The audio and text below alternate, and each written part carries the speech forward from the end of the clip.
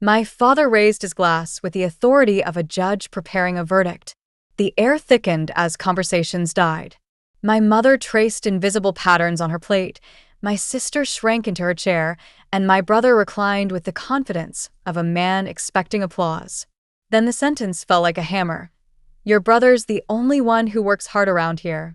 My fork froze. Years of effort collapsed. I had paid the mortgage when my father was unemployed, financed my sister's degree, and built my business alone. None of it mattered.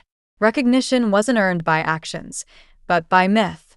In that instant, I understood a brutal truth. In my family's eyes, value had nothing to do with reality. I remained calm, choosing silence over confrontation. In families, noise earns sympathy, not truth. While my brother paraded his overpriced car like a trophy, I handled realities no one thanked me for. I patched roofs during storms, negotiated overdue bills, and spent nights at the hospital when my father's health faltered. I built my consultancy after midnight, turning exhaustion into progress. Yet the comfort they enjoyed became evidence against me.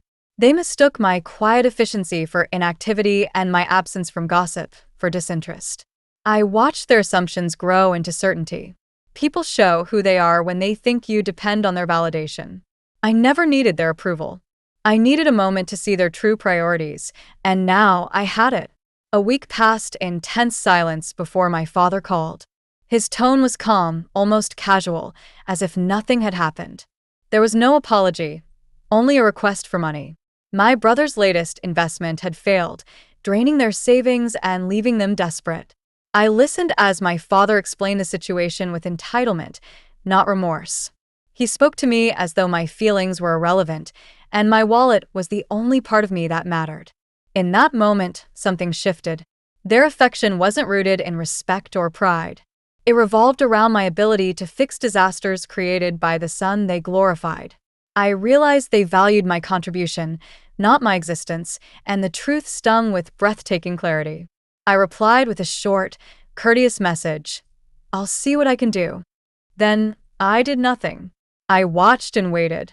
Days passed without a single call asking if I was overwhelmed or financially able to help.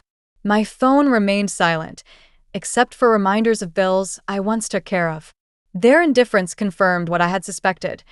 My value was measured in solutions, not presence. By the following Sunday, I arrived prepared.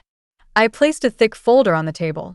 Inside were receipts, transfers, loan papers, and hospital invoices. Every sleepless night and every sacrifice was documented in black and white. Their confident expressions dissolved into panic. My father's lips twitched. My mother inhaled sharply. My brother stared, confused by numbers he couldn't manipulate. The room shifted. For the first time, they were forced to acknowledge a truth I had carried alone for years. My brother snatched the folder as if proof could be erased by possession. He scanned page after page, expecting a mistake. His smirk faded with every figure.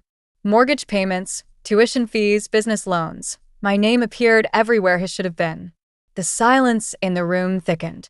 My father's face drained of color, his pride collapsing under the weight of undeniable evidence.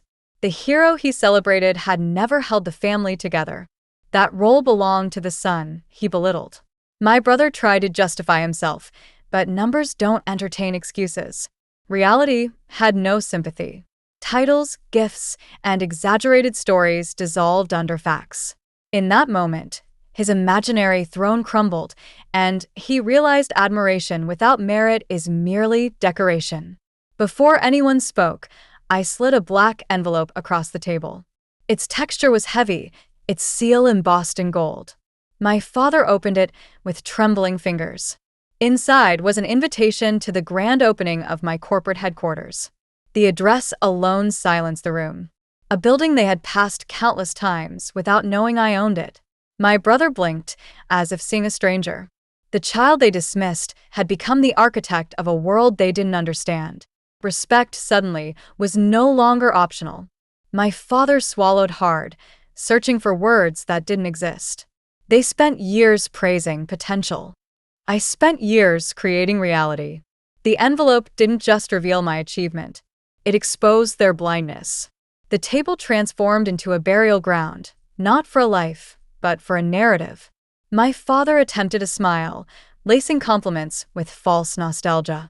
He murmured that he had always believed in me. My brother rose to embrace me, as if proximity could rewrite history. Their gestures dripped with desperation, not affection. They weren't proud of my journey. They were terrified of being excluded from its destination. Adults who once dismissed my silence now feared it. I saw manipulation masquerading as love, and I refused to participate. I finished my meal calmly, knowing something intangible had died. The myth of the favored son was gone, and they could no longer revive it. My success grew, but my circle shrank. Television hosts introduced me as a visionary entrepreneur. My speeches about discipline and self-worth reached millions. My family watched from a distance, waiting to benefit from a legacy they never helped build. I no longer responded. My energy invested in people who valued growth, not entitlement. My brother still flaunts rented lifestyles online, chasing a crown that never belonged to him. My father rehearses apologies he never delivers. Invitations pile at my office, addressed to a family that remains outside the gate. Respect wasn't taken from them, it was forfeited. Sometimes victory isn't loud. It's the peace that follows walking away from those who never saw you until the world did.